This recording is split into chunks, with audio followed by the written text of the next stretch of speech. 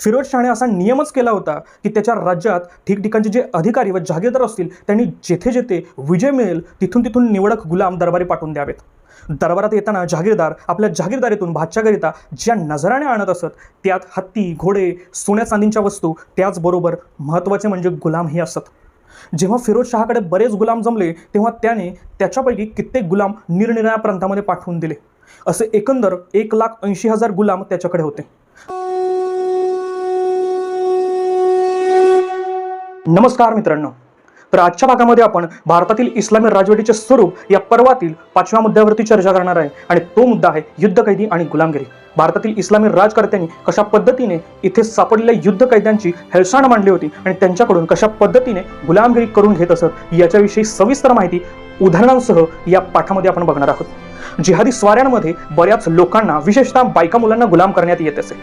मुहम्मद तुगलकाच्या कारकिर्दीत इब्न बतुता नावाचा मोरोक्कोतील तांजीरचा रहिवासी इसवी सन 1334 मध्ये दिल्लीला आला. भारतात येण्यापूर्वी तो समरकंदहून हिंदुकुश पर्वत श्रेणी ओलांडून गजनीला आला आणि तिथून मुलतान मार्गे भारतात आला. त्याने त्याच्या प्रवास वृत्तात हिंदुकुश पर्वताविषयी लिहिले आहे की या पर्वताला हिंदुकुश म्हणजेच हिंदूंना ठार करणारा असे म्हणतात, कारण भारतातून पकडून आणलेले स्त्री पुरुष गुलामांपैकी अनेक जण या पर्वतात कडाक्याच्या थंडीमुळे व खूप बर्फ असल्यामुळे मरण पावतात. या अवतरणातील हिंदुकुश म्हणजे हिंदूंना ठार मारणारा अशा अर्थाचे शब्द मूळ अरबी पाठात आणि त्याच्याच फ्रेंच अनुवादात आहेत. हिंदुकुश पर्वताच्या नावाची इब्न बतुताने दिलेली ही उत्पत्ती ऐतिहासिक दृष्ट्या अत्यंत महत्त्वाची आहे. कश्तून या फारसी शब्दाचा अर्थ ठार मारणे असा होतो. त्यापासून कुश म्हणजे ठार मारणारा असा शब्द तयार झालेला आहे. हिंदुकुश शब्द अर्थातच फारसी आहे. इब्न बतुताचे प्रवास वृत्त असल्याने त्याने त्या शब्दाच्या अर्थाची कातिल अल हुनत म्हणजे हिंदूंना ठार मारणारा अशी अरबीत फोड करून सांगितलेली आहे. इस्लामी राजवटीच्या काळात भारतातून खूप मोठ्या प्रमाणावर हिंदू स्त्री, पुरुष व मुले गुलाम म्हणून मध्य एशियातील बुखारा, समरकंद, ताश्कंद इत्यादी ठिकाणी निर्यात केले जात असत. त्यांची संख्या नेमकेपणाने ठाऊक नसली तरी ती कित्येक लाखाच्या घरात असावी असा अंदाज वर्तवला जात असतो. गुलामांमध्ये हिंदूंखेरीज इराणमधील शिया मुसलमान, पारशी व रशियातील ख्रिस्ती यांचाही समावेश असला तरी भारतातून गुलामांचे प्रमाण खूप मोठे होते, बहुधा 50%हून अधिक होते. आणि भारतातून होणारी ही गुलामांची निर्यात मुघल साम्राज्याचा ऱ्हास होऊन त्याची जागा इतर साम्राज्याने घेतल्यावर आटली. हे स्कॉट सी लेवी यांनी Hindus beyond the Hindu Kush Indian in the central Asian slave trade या त्याच्या लेखात साधार दाखवून दिलेले आहे. त्यांनी दाखल केलेल्या पुराव्यांमध्ये भारतातील सुलतानी राजवटीचे इतिहास आहेतच, पण मध्य आशियातील राजवटीचे इतिहास आणि तिथे मिळालेली कागदपत्रे सुद्धा आहेत. मुघल साम्राज्याचा ऱ्हास कशामुळे झाला आणि त्याची जागा ज्या इतर राज्यांनी घेतली त्यातील प्रमुख राज्य कोणते होते ते लेवी आणि त्याच्या लेखात सांगितलेले नाही. परंतु इथे नमूद करण्यासारखी गोष्ट म्हणजे मुघल साम्राज्याचा ऱ्हास शिवाजी महाराजांच्या राजकीय वारसाने घडून आणला आणि त्यामुळेच जाटांना व शीखांना आपापली स्वतंत्र राज्य स्थापन करणे सहज शक्य झाले आणि हा इतिहास जगप्रसिद्धच आहे. इब्न बतुताने हिंदुकुश पर्वताच्या नावाची जी उत्पत्ती सांगितली तिला लेवी यांच्या लेखातील माहिती पूरक आहे. आणखी एक पुरावा फारसी भाषेत आहे. त्या भाषेत हिंदू शब्दाचा हिंदू धर्मीय व्यक्ती या अर्थानेच गुलाम असाही एक अर्थ होतो. इस्लामी राजवटीमध्ये हिंदूंना मोठ्या संख्येने गुलाम केले जात असल्यामुळे त्या शब्दाला तो अर्थ प्राप्त झाला असला पाहिजे असं मला वाटतं. इसवी सन 1197 मध्ये कुतुबुद्दीन ऐबकाने अजमेरहून गुजरातमधील अणहिलवाड्याच्या रोखाने चाल केली. तेव्हा तेथे झालेल्या लढाईत राजा भीमदेव याचा मोठा दारुण पराभव झाला. ऐबकाने अणहिलवाडा काबीज केला. तत्कालीन इतिहासकार हसन निजामी याने ताज उल मुआसिर म्हणजे इतिहासाचा मुकुट या त्याच्या अरबी फारसी द्वैभाषिक ग्रंथात नमूद केले आहे की तेव्हा हिंदूंचे अनेक प्रमुख लोक कैद झाले. जवळजवळ 50,000 काफिरांची तलवारीने नरकात रवानगी करण्यात आली आणि 20,000 पेक्षा अधिक गुलाम विजेत्यांच्या हाती सापडले. म्हणजे 20,000 काफिरांना गुलाम करण्यात आले, काफिरांची नरकात रवानगी करण्यात आली असे निजामी म्हणतो. कारण सर्व काफिर म्हणजे जे मुसलमान नाहीत ते नरकातच जाणार आहेत असे कुराणामध्ये सांगितलेले आहे. कुतुबुद्दीन ऐबकाने 1202 मध्ये कालिंजरच्या किल्ल्याला वेढा दिला होता. तिथल्या राजाने शरणागती पत्करून किल्ला ऐबकाच्या ताब्यात दिला. हसन निजामी सांगतो की तिथल्या देवळांचे मशिदीमध्ये रूपांतर करण्यात आले, 50,000 जणांना गुलाम करण्यात आले आणि त्या गुलाम झालेल्या हिंदूंच्या जमावामुळे मैदान काळे दिसू लागलेले होते. तुर्कांच्या मानाने हिंदू काळे सावळे असतात म्हणून गुलाम हिंदूंच्या जमावामुळे मैदान काळेकुट्ट दिसू लागले होते असे हसन निजामने कुचेष्टाने म्हटलेले आहे. ही कुचेष्टा त्या लोकांच्या वंशवादाची ही द्योतक आहे असं म्हणायला काही हरकत नाही.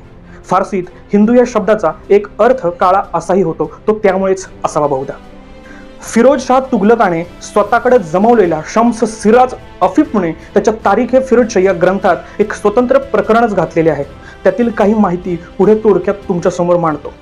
फिरोज शहाने असा नियमच केला होता की त्याच्या राज्यात ठिकठिकाणचे जे अधिकारी व जहागीरदार असतील त्यांनी जेथे जेथे विजय मिळेल तिथून तिथून निवडक गुलाम दरबारी पाठवून द्यावेत. दरबारात येताना जहागीरदार आपल्या जहागीरदारीतून बादशाहकरिता ज्या नजराने आणत असत त्यात हत्ती, घोडे, सोन्या चांदीच्या वस्तू, त्याचबरोबर महत्त्वाचे म्हणजे गुलामही असत. जेव्हा फिरोज शहाकडे बरेच गुलाम जमले तेव्हा त्याने त्याच्यापैकी कित्येक गुलाम निरनिराळ्या प्रांतामध्ये पाठवून दिले. असे एकंदर 1,80,000 गुलाम त्याच्याकडे होते. त्यांच्यापैकी काहींना कारागिरी शिकवली जाई, काहींना धार्मिक शिक्षण दिले जाई, तर काहींकडून हिंदू असून सुद्धा त्यांच्याकडून पुराण पाठ करून घेतले जात असत. काही सरकारांच्या निरनिराळ्या खात्यांमध्ये त्यांना कामे दिली जात असत आणि काहींना सुलतानाच्या सेवेमध्ये काम करण्यासाठी ठेवले जात असत. हजारो सशस्त्र गुलाम नेहमी सुलतानाच्या स्वारीबरोबर नेहमीच राहत असत. या गुलामांमध्ये हिंदू किती होते हे अफीपण्यास सांगितलेले नाही. कदाचित सर्वजण मुसलमान असावेत असं मला वाटतं. अर्थात गुलाम झाल्यावर बाटवून केलेले मुसलमान. हनाफी परंपरेचा इस्लामिक कायदा सांगणाऱ्या हिदाया या ग्रंथात असे सांगितलेले आहे की युद्धकैदी जर मुसलमान झाले तर त्यांना ठार मारू नये, पण त्यांना गुलाम मात्र करता येईल. अशाकरिता की त्यांना गुलाम करण्याचे कारण ते मुसलमान होण्यापूर्वी अस्तित्वात होते, पण जे काफिर युद्धकैदी होण्यापूर्वी मुसलमान झालेले असतील त्यांना मात्र गुलाम करता येणार नाही. गुलाम पुरुषांची अपत्ये ही गुलामच राहतात, परंतु गुलाम स्त्रीला स्वतंत्र पुरुषाशी झालेले अपत्य गुलाम होत नाही. म्हणजे इस्लामी राजवटीमध्ये जे गुलाम असत ते स्वतः किंवा त्यांचे पूर्वज काफिर असत, म्हणजेच हिंदू असत. हे आपल्याला सहजपणे स्पष्ट होते. तैमूर लंगाने 19 डिसेंबर 1398 रोजी दिल्लीत प्रवेश केला होता.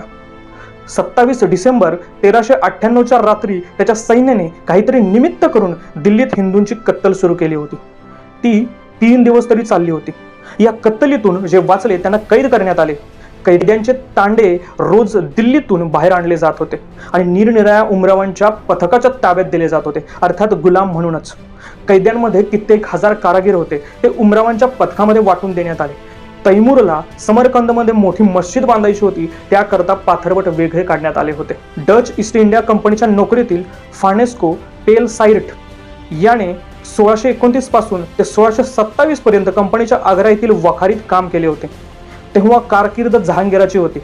इसवी सन 1627 मध्ये लिहिलेल्या आपल्या अहवालात मुघल साम्राज्यातील रयतेच्या स्थितीबद्दल तो असं लिहितो: जर शेतकऱ्यांवरती इतका क्रूरपणे व निर्दयीपणे जुलूम केला गेला नाही तर जमीन भरपूर किंवा अमर्याद देखील उत्पन्न देऊ शकते, परंतु पिकात थोडी तूट आल्यामुळे कराची पूर्ण रक्कम जर गावांना भरता आली नाही तर त्यांनी बंड केले आहे अशा सबबीवर त्यांच्या वरील अधिकाऱ्यांकडून ती लुटली जात असत आणि शेतकऱ्यांची बायका मुले गुलाम म्हणून विकली जात असत. हे इतके भयानक वास्तव त्यावेळेचे होते. शहाजहानच्या कारकिर्दीत हे चालत असे. पीटर मंडीने कोईल म्हणजे आत्ताच्या अलीगड येथे डिसेंबर 1631 मध्ये 4 दिवस मुक्काम केला होता. तेव्हाच्या आपल्या दैनंदिनीत लिहिताना तो असं लिहितो: फौजदार हा 2-3 हजार स्वारांचा आणि 5-6 हजार पदाधींचा असे. त्यावेळी त्याला ज्या भागामध्ये नियुक्त केले जात असे त्या भागामध्ये शांतता प्रस्थापित करणे हेच त्याचे काम असे. त्याशिवाय या ठिकाणी अजून एक मुख्य अधिकारी असत, परंतु त्या ठिकाणी दोन्ही सुद्धा पदे एकाच माणसाकडे होते आणि तो होता ताज खान. त्याचा खर्च ज्या मजुरांकडून उकळलेल्या पैशांवर चालत असे ते सामान्यतः हिंदू असत. त्यांना गंवार असे म्हटले जात असे. तुर्कांच्या जुलमी राजकारभाराखाली आर्मेनिया, ग्रीस, बल्गेरिया इत्यादी मुलकात राहणाऱ्या गरीब ख्रिस्त्यांना ते तुर्क ज्या पद्धतीने वागवतात त्याच पद्धतीने हे मुघल अधिकारी हिंदूंना वागवतात. त्यांच्या श्रमातून जे काही घेता येईल ते घेतात आणि मातीच्या भिंतींची काहीतरी विकृतपणे साकारलेली भिकार घरे, जमीन कसण्याकरिता थोडी गुरेढारे आणि इतर क्षुल्लक वस्तू यांखेरीज त्यांच्याकडे काही शिल्लक राहत नसे. देशाच्या भागामध्ये जे चोर लुटालूट करतात ते कित्येकदा दूरच्या ठाण्यांवरून प्रस्थापित झालेले असतात. ते या गरीब गावांमध्ये मुक्काम करून राहतात. ते हिंदू या गोष्टीस विरोध करू शकत नाहीत. त्यावेळी तिथून ते वाटसरू आपल्यावर छापे घालतात. ही बातमी जेव्हा फौजदाराला कळते त्यावेळी त्याचे लष्कर घेऊन तो तिथे येतो आणि बहुतांश लोकांना अविरोधपणे ठार करतो. इतरांना बायका मुलांसह पकडून नेले जाते व गुलाम म्हणून विकले जाते. कधी एखाद्या पूर्ण गावातले लोक दुसऱ्या गावामध्ये पाठवले जात असत आणि तिकडचे लोक या गावामध्ये आणले जात असत. कधी कधी निरापराध्यांवरती सुद्धा हा प्रसंग ओढवत असे. परंतु शहरामध्ये चोरटे गख्खर असतात, त्याच पद्धतीने गावामध्ये हे चोर आणि दरोडेखोर असतात. सध्या त्या किल्ल्यात त्यांच्यापैकी म्हणजे गवारांपैकी 200 जण कैद करून ठेवलेले आहेत, कारण ते त्यांच्यावर लादलेला कर देऊ शकत नाहीत. पूर्वी त्यांचे धान्य विकले गेले की हा कर त्यांना चुकता करता येत असत होता. परंतु त्याऐवजी त्यांना आता मरावे लागणार आहे. परदेशी मुघलांच्या दास्यात हिंदूंचे म्हणजे भारतातील मूळ रहिवाशांचे असे जीवन अत्यंत खडतर आणि हलाखीचे होते. मुळात हिंदोच असाच शब्द आहे. मी 2 लाखाहून अधिक काफिर मारले आहेत आणि 5 लाखाहून अधिक काफिर स्त्री पुरुषांना मुसलमान करून गुलाम म्हणून विकून टाकलेली आहे, अशी बडाई अब्दुल्ला खान फिरोज जंग याने जहांगीरच्या कारकिर्दीत 1627 मध्ये शेख फरीद बकरी यांच्याकडे मारली होती. हे मागे आपण बघितलंच होतं.